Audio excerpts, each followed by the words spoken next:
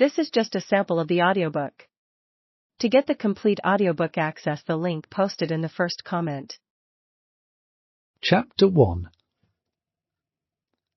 In the southern part of the Caribbean are the ABC Islands, Aruba, Bonaire, and Curaçao.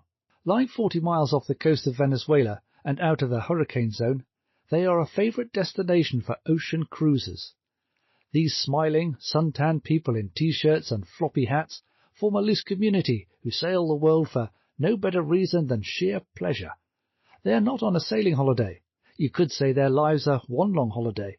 Ever since they stepped off the treadmill of jobs and mortgages and family commitments, they have claimed their lives as their own. In a variety of boats, some bigger than others and some certainly smaller and scruffier, free spirits like these have been wandering the sailing routes of the world for more than 70 years. For some, it might be a brief period of freedom before they settle down to the responsibilities of real life. Others live aboard and cruise the world as a retirement project, the culmination of years of planning and saving. And for some, for the lucky few, it is their life. They have no homes or ties ashore. They roam endlessly, meeting old friends at ocean crossroads, setting off again for no better reason than the wind is blowing, the sun is shining, and something is calling them. If you were to ask them what drives them to haul up their anchors, shake out their sails, and let the wind take them, they would probably give a shrug and a shy smile. If you have to ask, you will never understand. And that was what I wanted, to be one of the lucky few. For almost as long as I can remember, all I have ever dreamt about was living on a boat and sailing the world. For one reason or another, this had never happened. Yet, in March 2020, I could feel myself within touching distance. I might be 70 years old and well behind schedule, but in Samsara I had my perfect boat. My time was my own. Indeed, I had begun to describe myself as a live aboard. I would go home for Christmases and the family skiing holiday at Easter.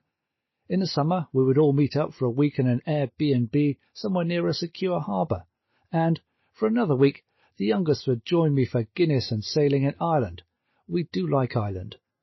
But for the rest of the time, it was just me and my boat. Periodically, I would sit in my little cabin all alone and hug to myself the realization that finally, after all this time, the dream was coming true. Of course, it wasn't quite there yet. If I looked out of my cabin window, I did not see the waving palms of the ABC Islands. Instead, I saw Lowestoft. Now, I won't hear a word against Lowestoft. Lowestoft is a great little town. There was a time when Britain ate kippers for breakfast, that the local fishing fleet landed 60 million herrings in a single day. It's not like that now. Indeed, Lowestoft today might prompt that particular British cliché, a faded seaside resort. But it suited me. In particular, there was the Lowestoft Cruising Club, which runs a not-for-profit marina, and there are not many of those about.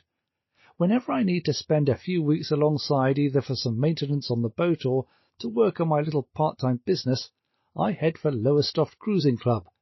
They welcome me pleasantly enough, but seem to realize that I just want to be left alone. That is to say, they invite me to their social gatherings and their fish and chip suppers, but they are not offended if I prefer to stay on the boat.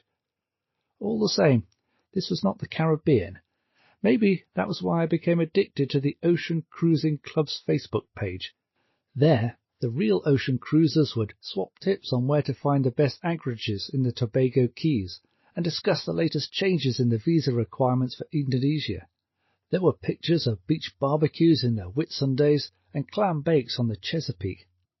And then there was a post from the Norwegian yacht Escape West. We are in Curaçao, waiting for the morning light to go into our reserved space in the Spanish waters. Then the Coast Guard call us and tell us, Curaçao is closed. We cannot enter their waters. Go away. We left San Martin Sunday evening, and then Curaçao was open, and all we spoke to said they had heard nothing of closing, so we left.